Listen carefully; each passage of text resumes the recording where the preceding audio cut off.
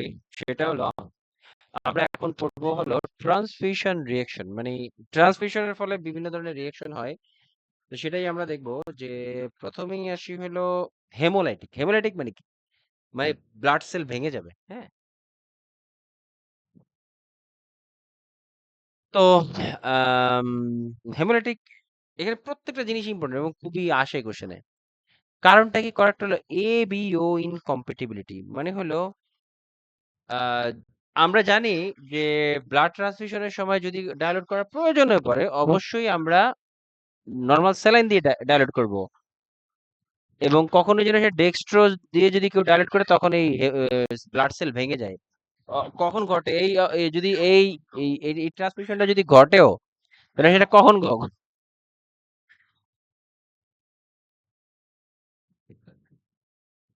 সেটা কখন ঘটে? এটা মানে উইদিন 5 মিনিটের ভিতরে এই জিনিসটা শুরু হয়। May be rapid within 5 minutes or delayed for days. Sign symptom কি? Lumbar lumbar or sternal pain. এটা খুবই আসে দেখছি, হ্যাঁ? হেমোলাইটিক রিঅ্যাকশনে লাম্বার অর স্টার্নাল পেইন, কোমরের মানে মেরুদণ্ডের দিকে ব্যথা করে, হ্যাঁ? মেরুদণ্ডের এখানে সিরিয়াসলি ব্যথা করে। তারপরে নাউসিয়া, ভমিটিং, হেডেক হয়, ফিভার হয়, chills, flushing, heat along vein. এই যে ব্লাড সেলগুলো মানে ভেসেলের ভিতরে যে যায় না, এই ইয়ের ভিতর দিয়ে যখন ব্লাডটা যায় তখন ভেসেলের ভিতরে মানে গরম গরম গরম লাগে আর কি। রেস্টলেসনেস মানে অস্থির হয়ে যায় পেশেন্ট। তারপরে শর্টনেস অফ ব্রিথ, অ্যানেমিয়া হয়, সাথে সাথে জন্ডিস হতে পারে, শক অ্যান্ড রেনাল শাটডাউন। মানে তোমার কি বলে ইয়ে করতে পারে না, এই হেমোলাইসিস হয়ে গেলে ব্লাড গুলা মানে ভেঙে গেলে ব্লাড সেল গুলা, তো কিডনি আর এটাকে মানে ফিল্টার করতে পারে না, এই জন্য ইউরিন আউটপুট বন্ধ হয়ে যায়। ইন্টারভেনশন কি? Stop transmission and run normal saline. সাথে সাথে ব্লাড ট্রান্সমিশন বন্ধ করে দিতে হবে এবং নরমাল স্যালাইন স্টার্ট করতে হবে। Return blood unit and tubing to lab. Treat shock, collect urine. কেন? আহ, এই জন্যই বলা হয়েছে যে তোমার কি বলে, তারপর আসলে কালেক্ট ইউরিন। কেন কালেক্ট ইউরিন করতে হবে?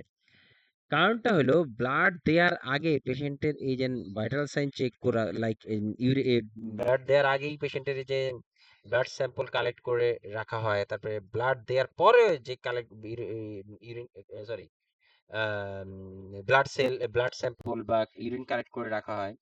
এর ফলে কি হয় যে কম্পেয়ার করার জন্য এই জিনিসটা, ইউরিন কালেকশনটা খুবই গুরুত্বপূর্ণ, হ্যাঁ?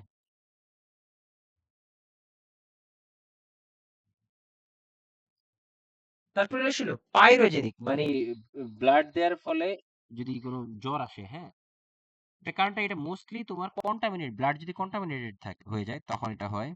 এবং এটাও তোমার কখন হয়? উইদিন 15 to 90 মিনিটস, মানে তোমার 1 থেকে 15 থেকে 1.5 ঘন্টার ভিতরে এটা হয়।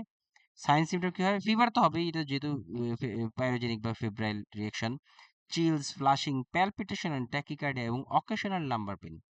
মাঝে মধ্যে ব্যথা হয় লাম্বার সাইডে। এটাও same stop transmission and treat the symptoms. Allergic reaction, allergic reaction হলে কি হবে? এটা কেন হয়? এটা transfer of an antigen or antibody from the donor's blood, এবং এটাও উইদিন 30 মিনিটস অফ ট্রান্সফিউশন। এটা হলে কি হয়? যেহেতু অ্যালার্জি, ইচিং হবে, র্যাশ হবে, তারপরে আর্টিক্যারিয়া, মানে গা লাল হয়ে যাবে। এই যেটা একটা হাইপস এর মতো যদিও, এই যেটা গায়ে এরকম লাল লাল হয়ে ইয়ে পড়ে যাবে, এটাকে আর্টিক্যারিয়া বলা হয়, হ্যাঁ? আর্টিক্যারিয়া এটা অনেক ইম্পর্টেন্ট, এগুলো আসে কোশ্চেনে। তারপরে ডিসপ্লে শ্বাসকষ্ট হতে পারে অ্যালার্জিকের কারণে, অ্যানাফাইল্যাক্সিস হবে। তাহলে কি এটাও সেম স্টপ ট্রান্সমিশন।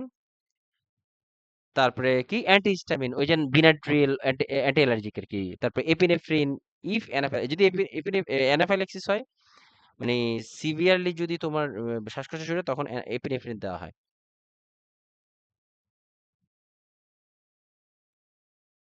এবং আরেকটা জিনিস হলো যে তোমার আহ, এবং এই দেখো উপরের এই তিনটা হেমোলাইটিক, পাইরোজেনিক এবং অ্যালার্জিক, এই তিনটাতে দেখো কি, এই তিনটাতে পাইরোজেন হেমোলাইটিক, পাইরোজেনিক, অ্যালার্জিক, এই তিনটাতে কিছু হইলেই ব্লাড ট্রান্সমিশন স্টপ করে দিতে হয়। কোশ্চেনে কিন্তু কনফিউজড করে দেয়, হ্যাঁ? আমরা কি স্টপ করে দিব, স্লো করে দিব, নাকি কি করবো? এরকম খুবই কনফিউজিং এই প্রথম তিনটা এটা মেইন। অনেকবার আসে ভাইয়া। হ্যাঁ, অনেকবার। হেমোলাইটিক, পাইরোজেনিক এবং অ্যালার্জিক, এই তিনটাতে সবার আগে আগে বন্ধ করে দিব ট্রান্সফিউশন। ঠিক আছে, ইম্পর্টেন্ট কিন্তু অনেক, খুবই কমন একটা জিনিস, তাও দেখবা যে লাস্টে দিয়ে মিলাইতে টাফ হয়ে যাবে।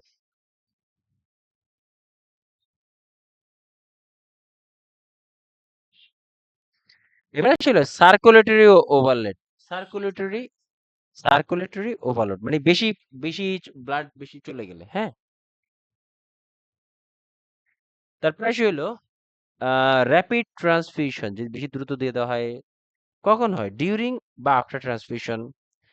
যেহেতু সার্কুলেটরি, তারপরে লাংসে এই জন্য পানি জমে, তারপরে ডিসপ্নিয়া হতে পারে, ট্যাকিকার্ডিয়া হতে পারে, অর্থোপনিয়া শ্বাসকষ্ট হতে পারে, increase blood pressure, anxiety and cyanosis.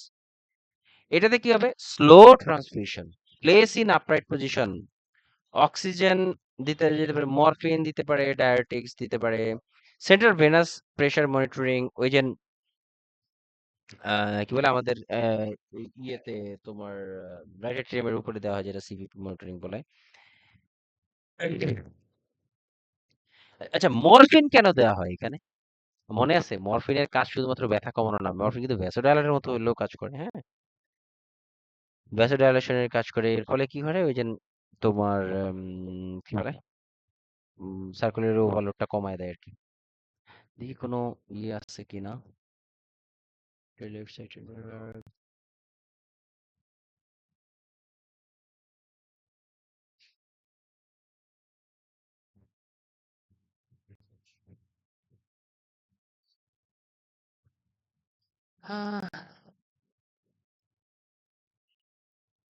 আচ্ছা, এরপর আসি হলো এয়ার এম্বোলিজম। ওই যে অনেক সময় বলে না যে ব্লাডের টিউবের ভিতরে যেন এয়ার না থাকে। আচ্ছা, তোমার টিউবের ভিতরে কতটুকু এয়ার থাকলেই পেশেন্ট মারা যেতে পারে, বা পেশেন্ট কত এমএল এয়ার থাকলেই পেশেন্টের প্রবলেম হবে? এই এক এক এক ফোঁটা, দুই ফোঁটা, অথবা সামান্য একটু এতটুকুতে পেশেন্টের কিচ্ছু হয় না। এয়ার যদি তোমার 100 ml এর বেশি হয়, তখন পেশেন্টের এয়ার এম্বোলিজম হবে, মাথা রেখে। মানে এই কম টম না, ভালো এয়ার থাকলে তাইলে হবে। Air embolism, blood given under air pressure, কখন হতে পারে? এনি টাইম হতে পারে, এইটা ঘটতে পারে এয়ার এম্বোলিজম। ডিসপ্নিয়া হতে পারে, sensitivity dyspnea, tachycardia, wheezing, chest pain, apprehension, মানে অ্যাপ্রিহেনশন মানে পেশেন্ট ভীত থাকে এরকম, ডিক্রিজ বিপি এটসেট্রা। তাহলে এটার কি করতে পারি এরকম হলে? ক্ল্যাম্প টিউবিং, সাথে সাথে ক্ল্যাম্প করে রাখতে হবে। Turn client to left side with head down, yes. Left, but reverse Trendelenburg পজিশনে বলে এটাকে। মানে এই লেফট সাইডে, পেশেন্ট লেফট সাইডে থাকবে এবং মাথা নিচে, পা উপরে, এটাকে রিভার্স টেন্ডেনবার্গ পজিশনে বলা হয়, হ্যাঁ। লেফট সাইডে টেন্ডেনবার্গ বা রিভার্স টেন্ডেনবার্গ পজিশন বলা হয় এটা। এক্ষেত্রে কি হয়? এক্ষেত্রে হয় কি, এটা দেখো, লেফট সাইডে টেন্ডেনবার্গ পজিশন কি হয়? Traps the air in the vena CAVA.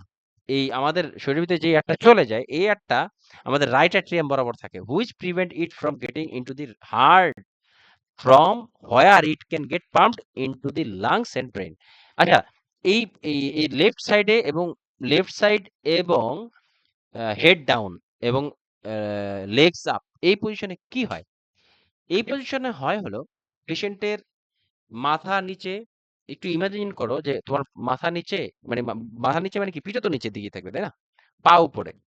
এর ফলে হবে কি, যে এয়ারটা থাকবে, এই এয়ারটা আমাদের রাইট সাইডের দিকে উঠে থাকবে। আর এর ফলে কি হবে? ব্লাডটা সরাসরি, এই এয়ারটা সরাসরি রাইট ভেন্ট্রিকলে যাবে না, রাইট ভেন্ট্রিকল থেকে লাংসে যাবে না। লাংসে লাংসে না গেলে কি হবে? এয়ার এম্বোলিজম, মানে কি বলে, ওই এয়ার এম্বোলিজম বা ব্রেনের দিকে এই এয়ারটা যাবে না, ফলে পেশেন্ট বেঁচে থাকবে, হ্যাঁ। Left sided tetramer position traps the air in the vena cava, which prevent it from getting into the heart, from where it can get pumped into the lungs and brain, যেটা বললাম মাত্র। আহ এরপর আসি হলো citrate intoxication. Citrate intoxication হলো ওই যে আমাদের ব্লাড প্রিজারভেটিভ প্রিজার্ভেশন করতে হয়, যেহেতু তো এখানে তো কিছু কেমিক্যাল থাকেই। It's a citrate. সাইট্রেট হলো একটা কেমিক্যাল যেটা ব্লাডকে প্রিজার্ভ করতে সাহায্য করে। Large amount of citrated blood which bind with ionic calcium এই এই সাইট্রেট কি করে, বেশি পরিমাণে যদি ব্লাডে থাকে তখন এটা আবার ক্যালসিয়ামের লেভেল কমায় দেয়। এটা কখন হয়? যদি after multiple units of bank blood. Sign symptom কি? Neuromuscular irritability, bleeding due to decrease calcium etcetera. Interventions কি? Treat treat hypocalcemia, avoid large amount of citrate blood. এই ছিল মোটামুটি। তবে এখানে এইটা স্লাইডটা খুবই খুবই খুবই গুরুত্বপূর্ণ, অনেক কোশ্চেন হয় এখান থেকে, ঠিক আছে? একটা জিনিস না জানলেই নয় যে transfusion related acute lung injury, A serious pulmonary syndrome that can ochre following blood transfusion, particularly plasma containing products. It can lead to death if not recognized and treated appropriately. Symptoms like dyspnea, hypotension, fever, etc. Prevention কি? Leukocyte reduced RBCs. এটাকে transfusion related acute lung injury বলে। আর আমরা already জানি যে তোমার কখনোই যেন আমরা ব্লাড নর্মাল স্যালাইন ছাড়া কখনোই যেন এটাকে রিকনস্টিটিউট মানে ডাইলুট না করি, এবং ব্লাড যাওয়ার সময় হোয়াইট টিউবিং ব্যবহার করা হয়। হোয়াইট টিউবিং, হোয়াইট টিউবিং কালকে আজকে আর দেখাতে চাই না।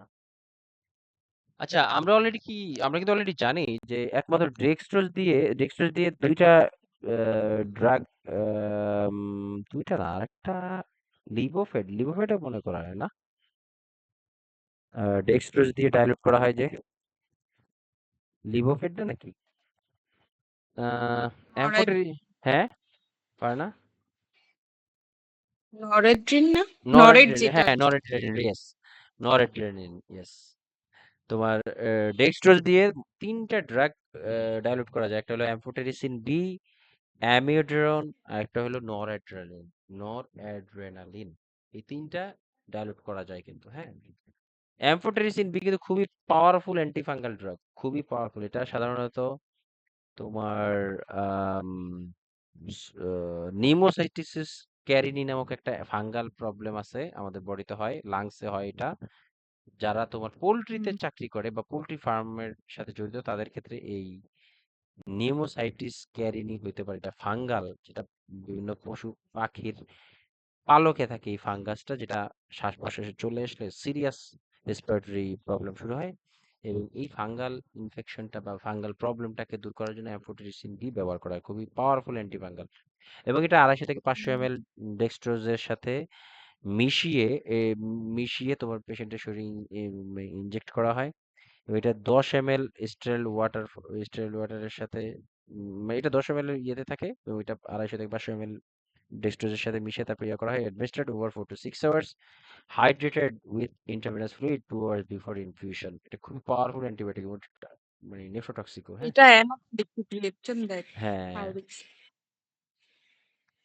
এবং এটা যেহেতু অনেক পাওয়ারফুল ইয়ে, এটা এটা কি তোমরা আজকেই শুনতেছো নাকি এটা কিন্তু এর আগেও পড়াইছি?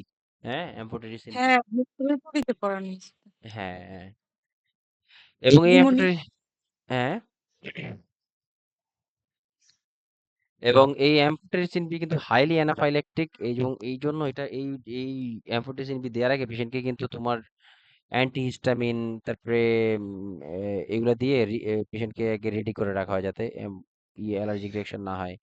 তারপরে সিজার হতে পারে, হেপাটিক এন্ড রেনাল ফেলিওর হতে পারে। প্রিভেনশন কি করতে হবে তাহলে? Patient pre medicated with antihistamine, antipyretic, corticosteroids, antibiotic etcetera. তো আম, আজকে এই